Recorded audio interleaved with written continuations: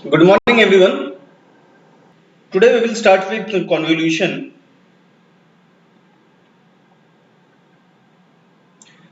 So, since last few days we have been talking about convolution, and we have seen that this convolution operation, it is useful in understanding the system response.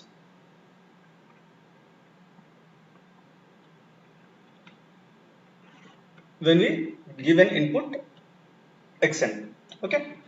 Now, if you see this block diagram, what we have a system,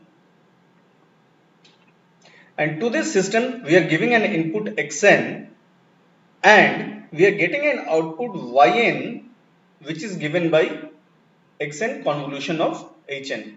Okay, where hn, what is hn? Hn is impulse response.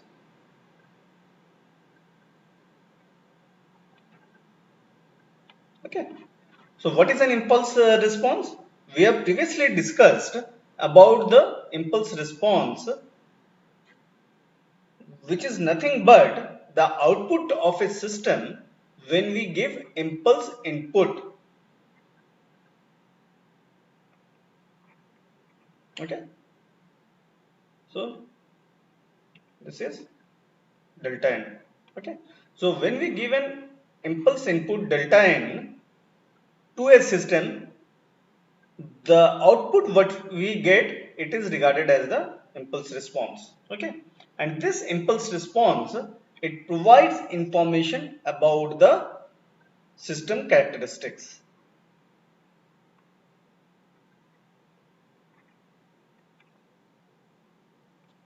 Okay, also this system response, it gets convoluted with the input xn to give us an output. Okay, in other words, this impulse response, it modulates our input so that we get an desired output. Okay, so this equation yn equals to xn convolution of hn, it is true in the case of LTI system. Okay, now to understand what is convolution, let us take an example. So where we are given with the xn 1, 2, 3, 4. So we have a pivot at the first instance, that is the 1. Even if we do not have this pivot, that would mean that we are having a pivot at 1. Okay, that we have already discussed. Then we have the hn, which is the impulse response, as 1 to 1. Okay, now yn, it is given by xn convolution of hn. Okay, also if we perform hn convolution of xn, we will get the same output.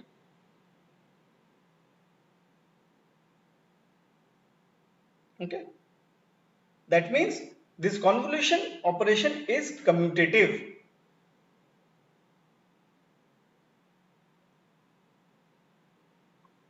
Okay, this convolution response is commutative. Now, what is the physical significance of this one? So how do we do the operation? So I will be basically talking about the first equation, this yn equals to xn convolution of hn. Okay, so whatever is the second term, in this case our second term is hn, so we have to time inverse the signal. So that means, what is the time inversion?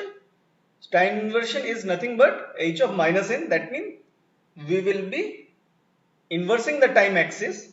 Okay, and when we will be inversing the time axis, keeping the pivot at one place, we will be just mirroring the signal components. That means we are having one at 0 time instance, that is n equals to 0, 1, 2. So this 2, it will come at minus of 1, n equals to minus of 1, and this 1, it would come at n equals to minus of 2. So if you see h of minus n, we have got 1, 2, 1, right? Now once we have got this response like this, then we will put our signals xn and h of minus n into different rows such that the origin of both the signal components, they match. Okay. Now once they match, so what we will do? We will multiply and add the components. Okay, multiply which components? Multiply components which are having same n values. Okay, same n values. So in this case, we start with this one. If you see, for other cases, if after we place this signal over here, we were having blanks. So blank means nothing but 0. For all other cases, so say n equals to 0, 1, 2, 3, and this one is minus 1, minus 2. So at minus 2 instance, we have 0 multiplied by 1, plus at minus 1 instance, we are having 0 multiplied by 2, that is again 0. Then at n equals to 0, we have 1 multiplied by 1, so 1, and so on. So if you add all of this, so all other components over here and over here, it becomes 0, and we only get the components at y equal at n equals to 0. So we get a value of 1. Now since both the origins, they are matching, the output is y0. Okay, so when the origin of both the signal components, they are being matched, and then this multiplication, say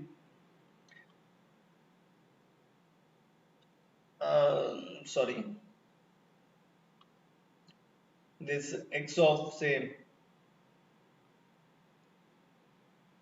x minus 2 into h of minus 2 plus x of minus 1 into h of minus 1 plus x of 0 multiplied by h of 0 plus x of 1 multiplied by h of 1, and so on. If we calculate this sum, then when your x0 matches with h0, when your x0 is being multiplied with h0, then that output, whatever we are getting, that is nothing but your y0.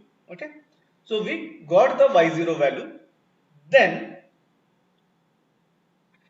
what we would do, we would slide this signal towards our right. And once we slide the signals towards our right, we come to here. So we have 1, 2, 3, 4. Then we are having 1, 2, 1, right? So our origin was here and our origin is here. So if you see herein, what is happening? We have, since we have moved one step towards the right, so now we are having 2 multiplied by 1, 2, and 2 multiplied by 1, 2. So we are getting a 4. So since we are moving one step to the right, we are getting the value of 1. Because if you draw the time scale, we have n equals to 0, and on the right we are having 1. On the then again, if we move 1 point to the right, we get 2, and so on. Okay. So for y1 we get 4, right? Then in the next instance, what would happen? 3 multiplied by 1, 3, 2 multiplied by 2, 4, 1 multiplied by 1, 1. We get y2 as the 8. Then next, y3, 4 multiplied by 1, 4, 3 multiplied by 2, 6, and 2 multiplied by 1, 2. So this is 12, and this would become the output of y3. Similarly, we can find out y4, y5, so which comes out to be 11 and 4 respectively. Okay. Now, when we are having 4, what we have? 1, 2, 1. Now again, if I move it to the right, because we are having 0 signal component values, we will be having no output. So from y6 onwards,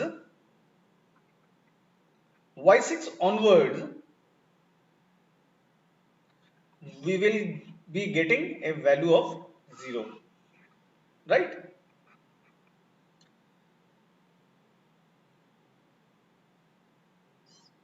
So what happens over here again, if you look on the left hand side, if we have to slide this on the left hand side, again from y of -1 onwards towards the negative infinity side, we will be having values of 0. Okay. So if you see, we get an output yn, which is given by y0 is 1, then y1 is 4, 8, 12, 11 and 4.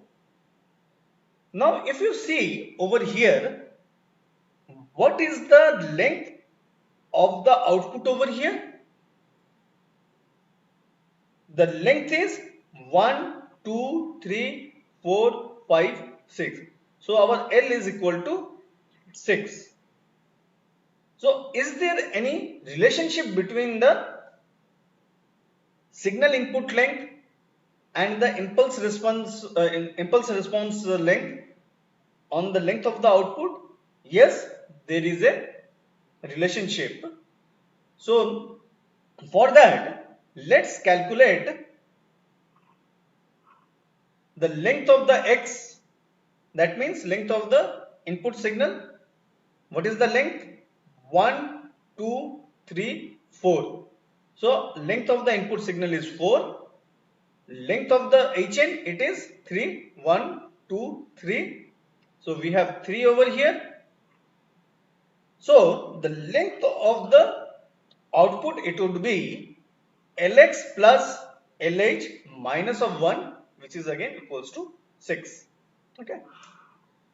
So this we have to keep this in mind. Okay. So length of any LTI system, it can be calculated if we know the length of the input signal and the length of the impulse response. Okay. Now in this case, if you see, we have taken an example where the origins are being matched, and when we move on the left hand side, we are not getting any we are not getting any output on the negative n values. Okay. So in this case, if you see, in both our signal component, we were starting with n equals to 0. Sorry, not the signal component, one of the signal component, and the other is the impulse response time component. When both of them, it starts at n equals to 0, we did not put any arrow in the yn. That means our originate as the first instance. Okay. So if you see over here, y0 is 1. So at the n equals to 0, we are having this value of 1, right? Now let us take a condition where our xn, it is not at a first instance but at a second instance. Okay, if you see over here we are having the uh, n equals to 0 component. Okay, so under this condition, again we have to find out h of minus n. Here we have found out the h of minus n. Then again if you see, we have this we have arranged these numbers over here like this, and then we calculated y0, y1, y2, y3, y4. Okay, but after we have finished the calculation on the right hand side, now if you see in the negative domain, negative time domain, if we move or slide this signal hn value, we will get a value of y of minus 1, which we were not getting in the previous instance, Okay, so in this case we will be having yn equals to, if you see this components, they remain the same, the output components they remain the same, but herein we have to put the marker or the pivot point. Okay, in the first case where both the signal components, that means the xn and hn, they were starting at n equals to 0, in the output if you did not put the pivot point, it would have been your correct answer. However, in this second case, if you do not put the pivot point at the second place, then your answer would be wrong. Okay, so please you have to keep this in mind. Now you would ask, sir, how did you get that you have to put the pivot point at the second point? If you see, our y0 value is nothing but your origin value. Okay, now say for example, if we go towards our next questions, over there you will find that we over there now we may not be calculating it in this fashion, and we will not directly get y0, y1 and y2 and y3 and y4 so on. So in those cases, how do you find out the origin point? So let's take the example from here only and then proceed. So in this case, what you have to do, you have to calculate the number of signal components after n equals to 0. So in the first case, it is 1, 2, there are 2 signal components. So nx equals to 2. Similarly, for n of h, we have again 1 and 2. So I am taking the component values after the origin. Okay, so after the origin, so nh also again we have 2. Now nx plus nx plus nh, it comes out to be 2 plus 2, 4. Okay, now once you have got the output, from the right hand side you have to calculate this nx plus nh, say we call it ny. Okay, so we calculate this for 1, 2, 3, 4, and after the fourth point, whatever value we are having, at that value we will be putting the pivot. Okay, similarly, if you see in the first case, herein we are having 3, 1, 2, 3, then we are having 4 and 5. So our length was 6. So if you see, let me count from the right hand side, 1, 2, 3, 4 and 5. So after the 5 points, whatever the number we will be having, we will be putting the pivot over there. Okay, so in this way we can see, if we know the length of the signal component and the impulse response, we can find out the length of the output, and also we will be able to find the position of the this origin value of the output. Okay, origin value of the output if we know the origin of the signal xn and the impulse response hn. Okay.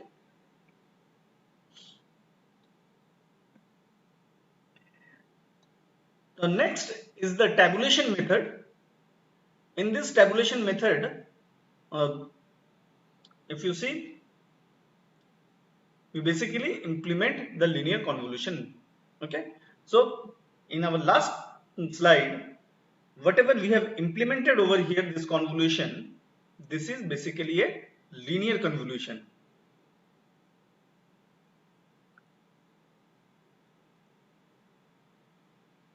Okay. Okay, and sorry, I forgot to tell you the name of this method. The name of this method is sliding tape method. The name of the method is sliding tape method. Okay.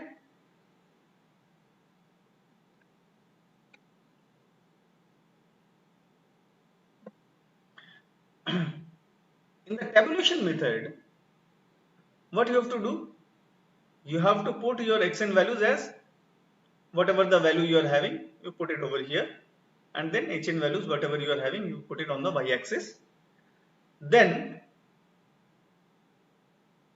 at this location, at this first point, say 0, 0, you multiply the components of 0 and 0. So this would be 1 multiplied by 1, 1. Herein you will be having 2 multiplied by 1, 2. Then we are having 3 multiplied by 1, 3. Then 4 multiplied by 1, 4. Similarly, in the second row, we will be having 2 multiplied by 1, 2. 2 multiplied by 2, 4. 2 multiplied by 3 is 6. 2 multiplied by 4, 8. Then we will be having 1 multiplied by 1, 1. 1 multiplied by 2, 2. 1 multiplied by 3, 3. And then lastly 1 multiplied by 4, 4. Okay. So again, then what we will be doing? We will be just drawing these diagonal lines and we will be isolating these points. Okay. So we get 1. Then along this diagonal line, we will be adding up 2 plus 2, 4. Then 4 plus 3, 7 plus 1, 8. Then this one, 12. Then from this one, 11. And lastly, 4. Okay. Again, where do you place the origin? So since if you see over here, we do not have any origin, this pivot point put in, that means we have the origin at the first instance. So where will be our origin in the output signal? So 1, 2, 3, 4, 5. So after 5, 1, 2, 3, 4 and 5, and lastly we will be having the pivot at the first instance. Okay. So this is how you perform the linear convolution using the tabulation method. There is another method which is called circular convolution. In the circular convolution, if you want to perform the circular convolution, you have to keep it in mind that the length of both the components, that means xn and hn, should be equal. Okay. Herein, if you see our hn components, it was having 3 values. So we have to pad a 0. We have to pad a 0 at the end of the signal to make it a 4-point signal. Okay. So for xn convolution h of n, what we need to do, suppose we are having this signal component 1 2 3 4, so we will put the value 1 2 3 4. Okay, herein we have to make a 4 by 4 matrix. Okay, 4 by 4 matrix. Length of the xn, whatever it is, or hn, suppose our hn would have been 5, then we would have to pad the xn with a 0 to make it a 5 signal component, a 5 component signal, sorry, 5 component signal. Okay, but since the highest number of signal component is in xn, which is 4, so we will be taking n as equal to 4. Okay, so the matrix what we will be creating, it will be 4 by 4 matrix. Okay, so row by column would be 4 by 4. Okay, so 1 2 3 4, then this one it would come diagonally downwards, every value it would come diagonally downwards, and this 4 it would come on the top. Consequently, this one will come down, this 2 will come down, this 4 will come down, and then this 3 it will come up. Similarly, this 3 will come up, come down, 4 will come down, 1 will come down, and this 2 will come up. Okay, so whether you have done it correctly or not, you will see that the diagonal values at 0 0 level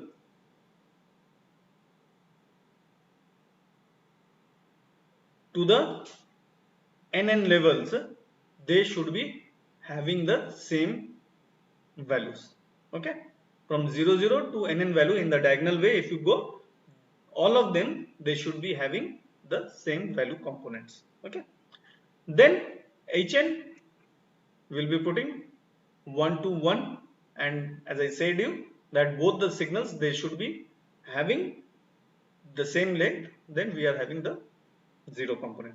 So herein the RC is 4 by 1. So what should be the length of the output?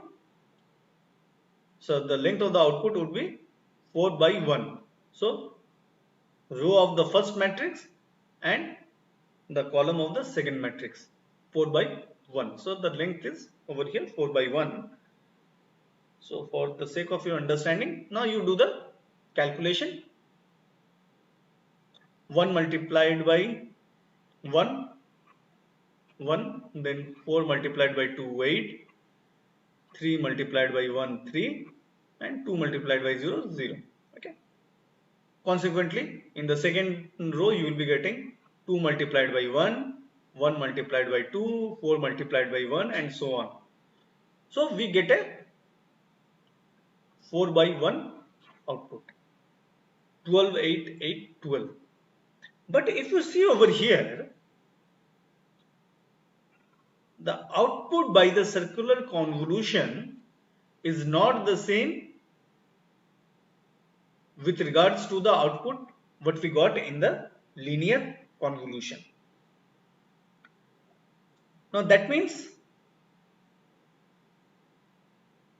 using the circular convolution, we cannot calculate the output of an LTI system. Okay. However, there is a trick wherein we can slightly twist this method and then we can perform the circular convolution so that we can get the output which is equivalent to the linear convolution. Okay. So for this, what we need to do, in our previous case, we have seen if we know the length of the input and the impulse response, we can calculate the length of the output too. So what is the length of the output? Length of the output is 6. Okay.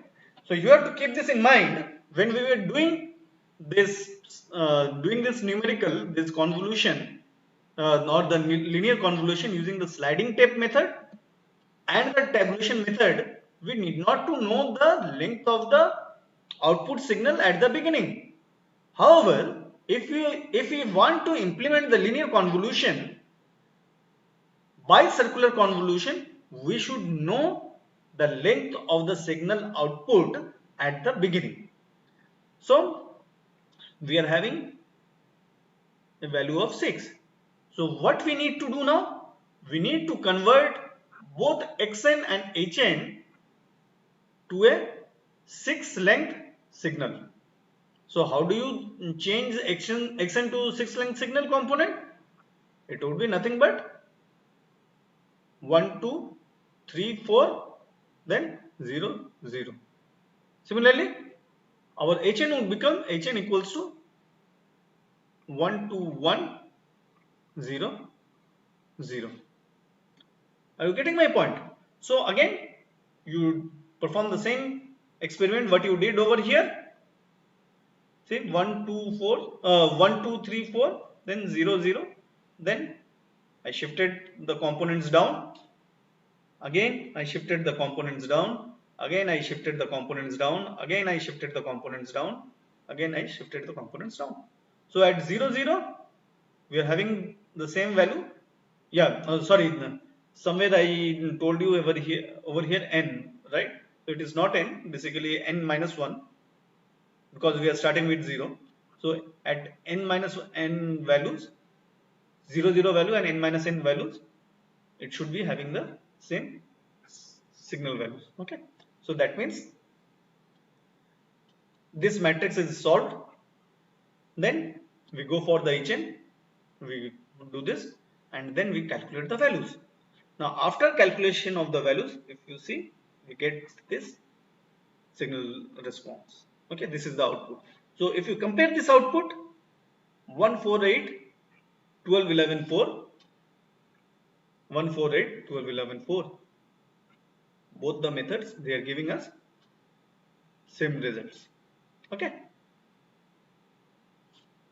is it fine up till now? Is it fine to everyone? So this should be in one. Yes, sir. Yes, sir. Okay, good. Now coming to the same problem but with a different method, where we use the mathematical formula of the convolution. Okay, so herein, if you see the mathematical formula, it is given by yn, which is equal to summation of m equals to minus infinity to infinity xn h of n minus m. Why we are getting x of n minus m? If you remember, we have changed the time scale.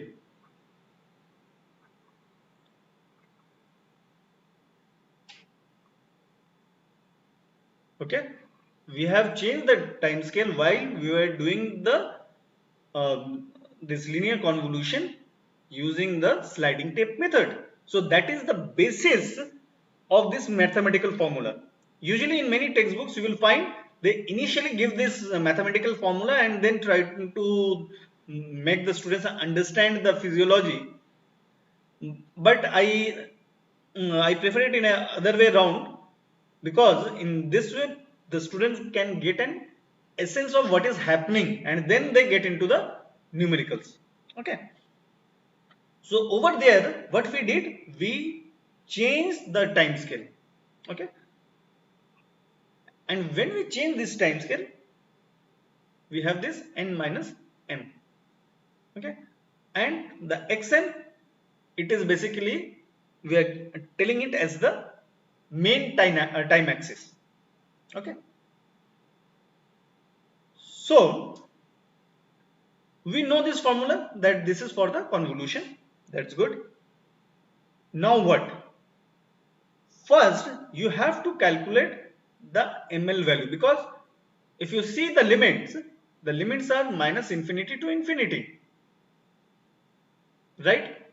And you cannot do the numerical from minus infinity to infinity, because in our previous examples we have seen we will be having the responses only in a specific period of time, and outside that time the values would be 0.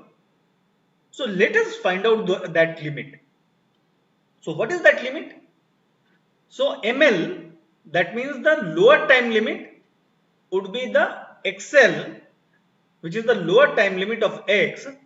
In this case, the lower time limit of x is when n equals to, see, minus 1, 0, 1, 2. So lower time limit is minus 1.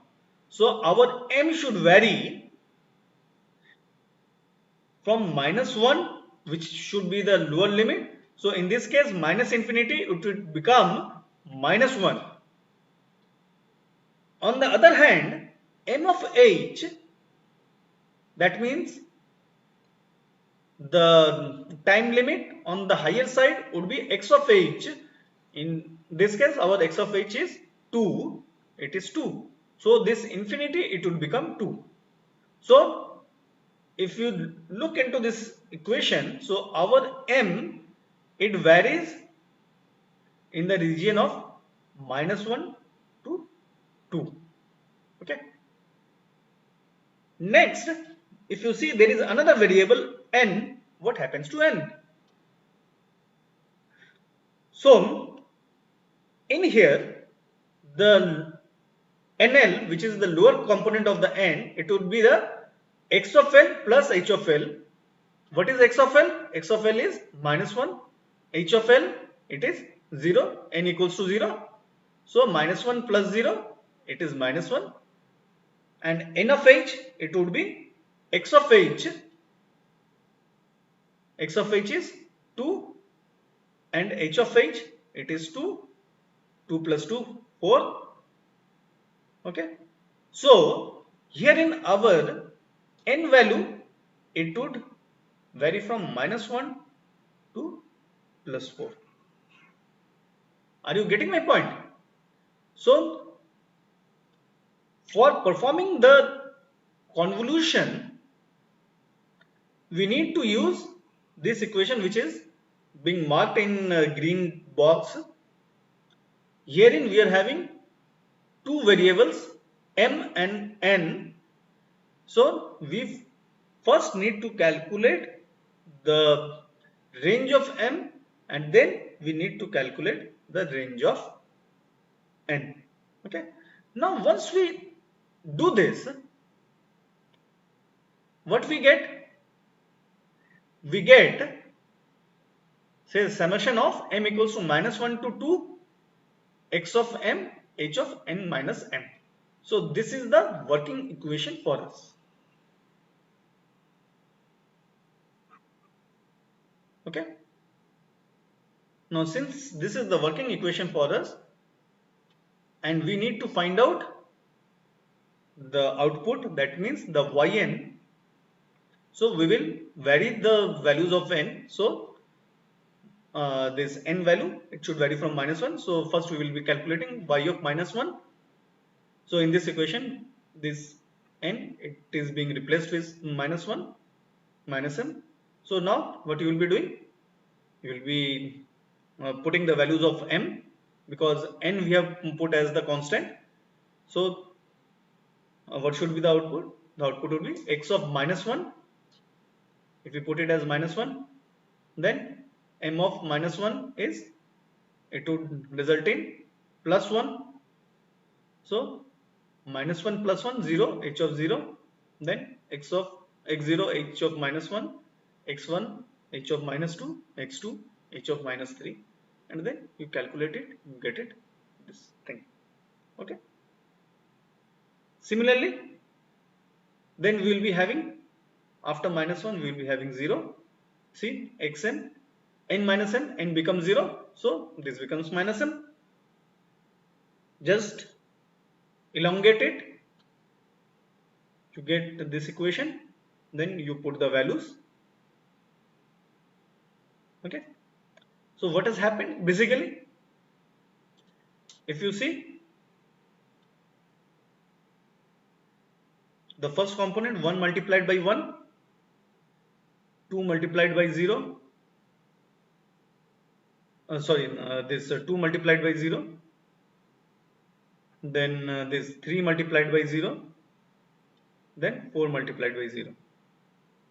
Okay, we have got this 1 multiplied by 1, 1. In the second case, again 1 multiplied by 2, then 2 multiplied by 1, then 3 multiplied by 0, 4 multiplied by 0, and 4.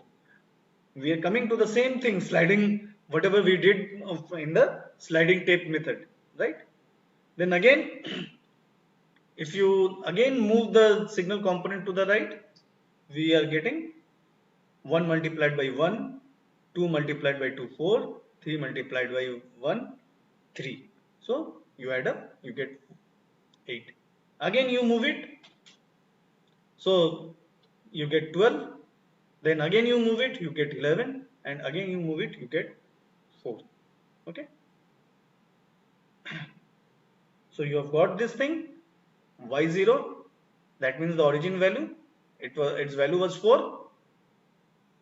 So if you see, the pivot is at 4. Okay. So I think I am done with this one. So since we are still left with time, I would ask you to calculate these values on your own, y1, y2, y3 and y4. Okay.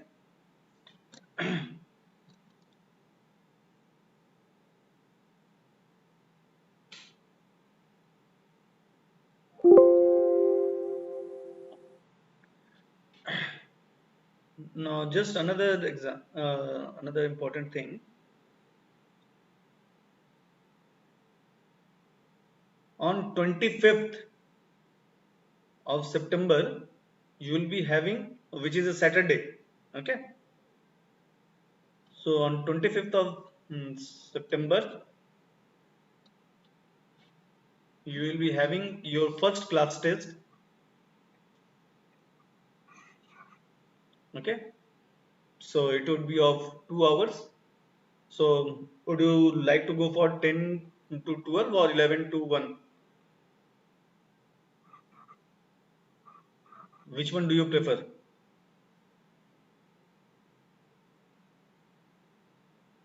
Hello? 10 to 11 to 12. 1. 10 to 12. Hello? Yes, sir.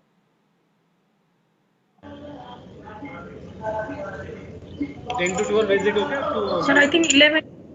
11 to 1. Okay. Yes, sir.